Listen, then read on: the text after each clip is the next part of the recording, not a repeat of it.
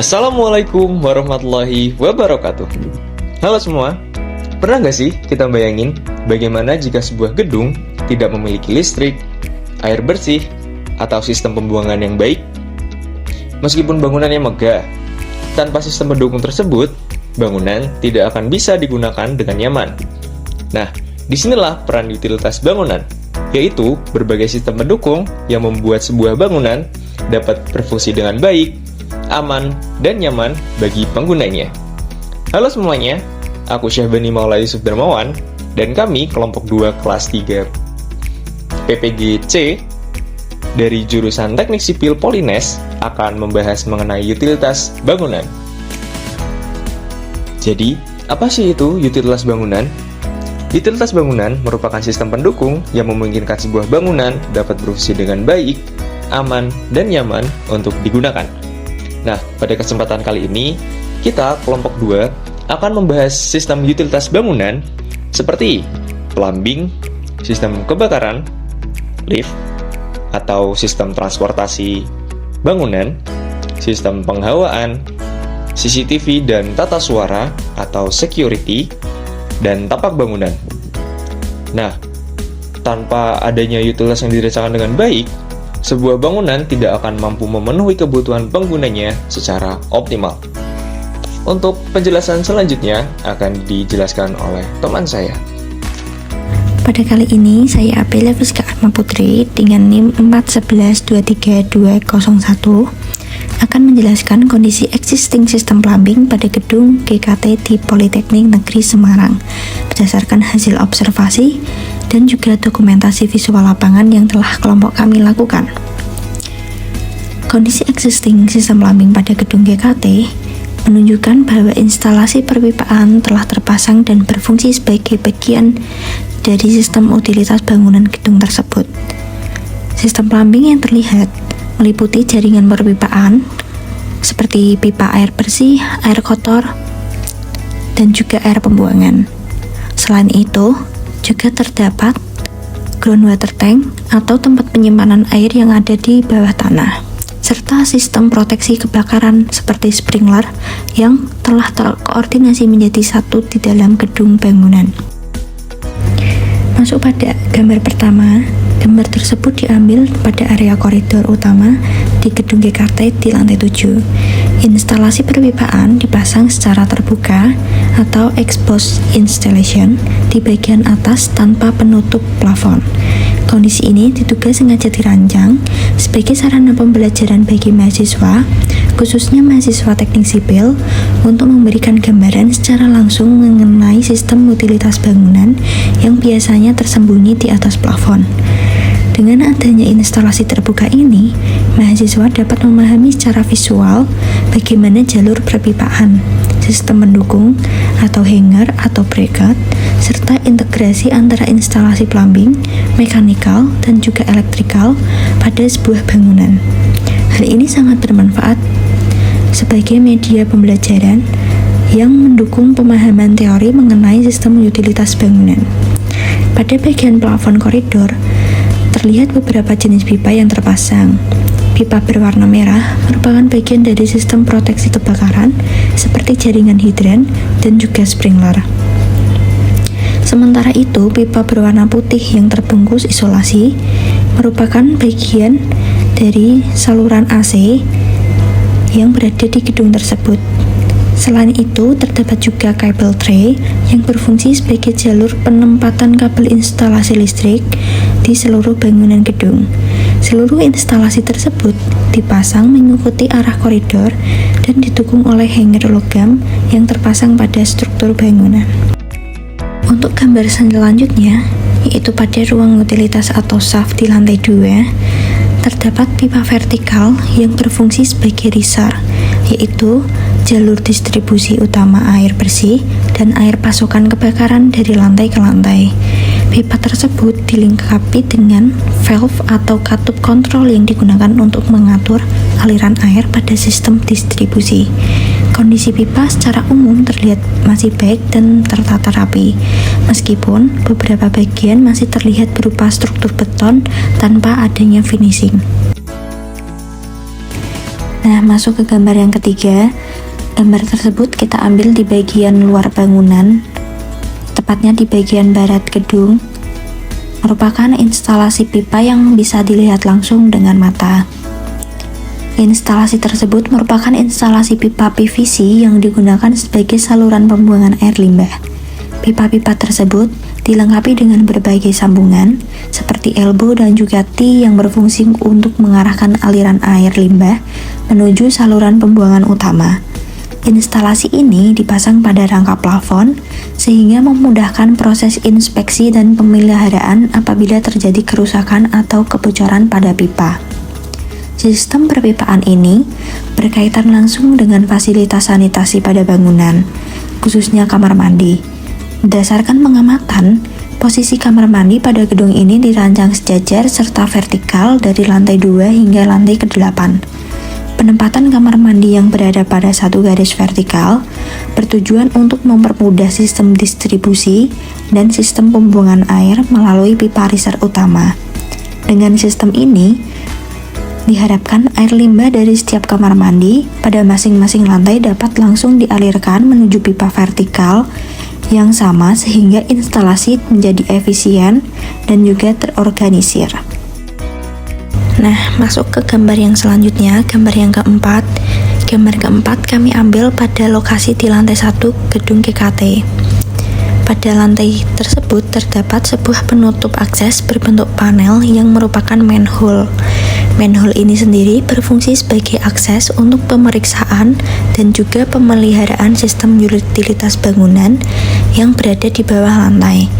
Berdasarkan kesesuaian dengan denah bangunan, lokasi manhole tersebut merupakan akses menuju groundwater tank atau GWT yang merupakan sebagai tempat penampungan air bersih utama bagi gedung tersebut. Groundwater tank tersebut berperan sebagai sumber pasokan air bersih yang kemudian didistribusikan ke seluruh lantai gedung melalui sistem pompa dan jaringan pipa distribusi. Air dari tangki ini selanjutnya disalurkan ke berbagai fasilitas bangunan seperti kamar mandi, wastafel, serta kebutuhan utilitas lainnya. Keberadaan manhole pada area tersebut sangat penting untuk memudahkan bagian inspeksi, pembersihan tangki, serta perawatan sistem plumbing atau sistem distribusi air tersebut. Nah, teman-teman, kita masuk ke gambar yang terakhir. Gambar kelima merupakan bagian eksterior bangunan, tepatnya pada bagian barat gedung. Terlihat adanya pipa pembuangan vertikal yang menyalurkan air dari dalam atau atas bangunan gedung, seperti pipa pembuangan air hujan yang disalurkan ke sistem drainase luar. Namun, kondisi di sekitar bangunan dapat diperhatikan kembali karena menunjukkan adanya genangan kecil, kotoran, serta sisa material konstruksi. Dengan adanya pembuangan atau drainase yang kecil dan kurang memadai, dan kondisi lingkungan yang kotor bisa menyebabkan tidak mengalirnya pembuangan air dengan benar. Dengan itu, diperlukan pembersihan material di area sekitar. Kondisi tersebut dapat dipertimbangkan kembali supaya meminimalisirkan kondisi-kondisi yang tidak diinginkan. Nah, secara umum, kondisi existing sistem plumbing pada gedung ini telah terpasang dan terintegrasi dengan sistem utilitas lainnya, seperti sistem proteksi kebakaran dan instalasi mekanikal elektrikal. Namun demikian, masih diperlukan penataan ulang atau pemantauan lingkungan sekitar bangunan serta pemeriksaan berkala terhadap jalur perpipaan untuk memastikan sistem bekerja secara optimal dan tidak menimbulkan kebocoran atau gangguan operasional di kemudian hari. Saya Devita Amira melanjutkan poin yang telah disampaikan oleh rekan saya sebelumnya mengenai sistem utilitas bangunan yang ada di Gedung Kuliah Terpadu Polines. Mari kita tinjau lebih dalam bagaimana kondisi existing utilitas vertikal yang ada di Gedung Polines ini. Sebagai akses utama, gedung ini dilengkapi dengan 3 unit lift penumpang. Secara teknis, setiap unit memiliki kapasitas angkut maksimal sebesar 1000 kg atau setara dengan 15 orang. Kapasitas ini dirancang untuk mengakomodasi kepadatan pengguna di jam-jam sibuk seperti di pergantian mata kuliah. Namun, realitasnya, di jam puncak, tingginya mobilitas dari berbagai prodi dan jurusan yang menggunakan gedung ini secara bersamaan seringkali memicu penumpukan antrean yang sangat panjang, terutama di area lantai 1. Menanggapi kondisi tersebut, pihak pengelola telah menerapkan kebijakan akses baru, yaitu akses vertikal menuju lantai 1 hingga 3 kini diarahkan untuk melalui tangga untuk mengurangi beban lift, serta diberlakukan sistem prioritas mendahulukan dosen. Kebijakan ini diambil sebagai langkah taktis untuk kelancaran alur operasional di jam-jam sibuk. Kebijakan ini diharapkan cukup membantu memecahkan kepadatan sehingga evaluasi berkala tetap diperlukan baik dari sisi manajemen antrean maupun kedisiplinan pengguna agar pemanfaatan tangga dan lift ini dapat menciptakan sirkulasi vertikal yang lebih lancar dan efektif bagi seluruh pengguna sivitas akademik. Pada gedung kuliah terpadu Politeknik Negeri Semarang, sistem utilitas bangunan pada aspek penghawaan menggunakan AC split dan juga AC sentral. Pada sebagian besar ruang digunakan AC split yang dipasang di bagian atas dinding dekat plafon agar udara dingin dapat tersebar secara merata dan tidak langsung mengenai pengguna. Penempatan tersebut juga mendukung sirkulasi udara yang baik serta memungkinkan pengaturan suhu yang berbeda pada setiap ruangan. Selain itu, pada ruang yang memiliki kapasitas lebih besar seperti aula, basement, dan koridor digunakan AC sentral. Sistem ini menyalurkan udara dingin dari unit utama melalui saluran ducting ke beberapa titik keluaran udara, sehingga distribusi udara lebih merata dan efisien untuk ruang yang luas. Gedung ini juga dilengkapi dengan sistem CCTV yang dipasang pada area strategis seperti ujung belakang pada ruang kelas, koridor, dan area publik. Keberadaan CCTV membantu pengelola gedung dalam memantau aktivitas serta meningkatkan keamanan di lingkungan gedung. Selain itu, terdapat sistem tata suara yang berfungsi untuk menyampaikan informasi dan sebagai pengaras suara dalam berbagai kegiatan.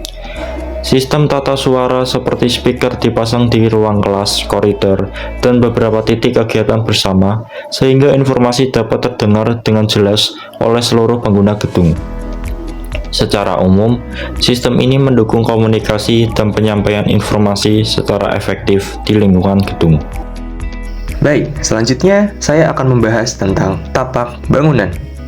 Dalam perencanaan bangunan, kondisi tapak memiliki peran yang sangat penting karena akan mempengaruhi bagaimana sistem utilitas bangunan dirancang. Tapak menentukan berbagai aspek lingkungan yang harus direspons oleh bangunan, seperti arah matahari, arah angin, kondisi suhu lingkungan, kontur tanah, hingga akses air dan drainase. Misalnya, orientasi tapak terhadap matahari akan mempengaruhi sistem pencahayaan alami di dalam bangunan. Dengan orientasi yang tepat, bangunan dapat memaksimalkan cahaya alami sehingga mengurangi kebutuhan lampu di siang hari. Selain itu, arah dan kecepatan angin di tapak juga mempengaruhi sistem ventilasi alami.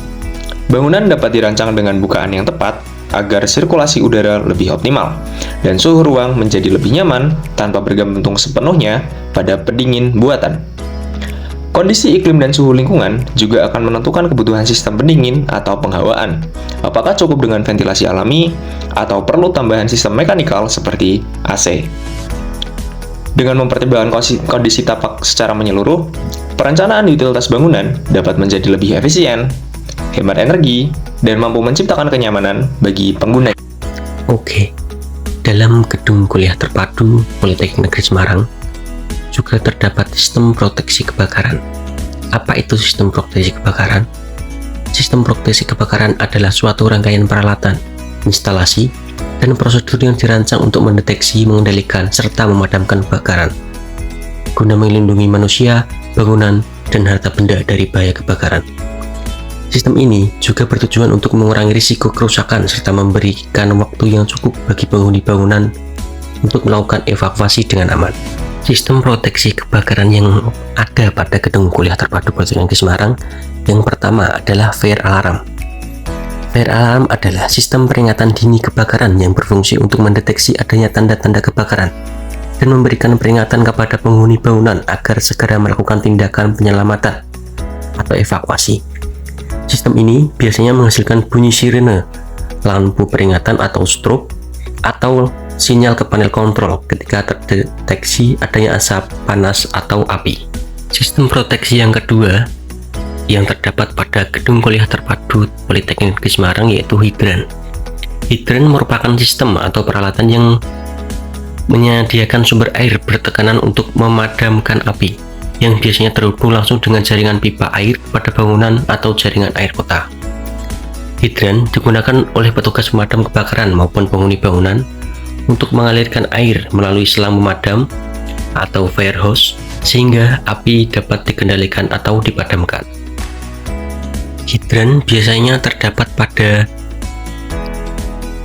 area yang mudah dijangkau oleh banyak orang, seperti pada koridor, lobi, ataupun yang lainnya. Untuk sistem proteksi kebakaran yang ketiga yang terdapat pada gedung kuliah terpadu Politeknik Negeri Semarang yaitu sprinkler. Sprinkler adalah alat pemadam kebakaran otomatis yang dipasang pada langit-langit bangunan dan bekerja dengan menyemprotkan air secara otomatis ketika terjadi kebakaran. Sprinkler merupakan bagian dari sistem proteksi kebakaran aktif yang dirancang untuk mendeteksi panas dari api dan langsung memadamkan atau mengendalikan kebakaran sejak tahap awal. Sprinkler dapat kita lihat pada atap-atap atau pada langit-langit bangunan. Apabila sprinkler mendapatkan suhu yang tertentu, maka sprinkler akan pecah dan akan mengeluarkan air yang dapat memadamkan api pada kebakaran di area tersebut.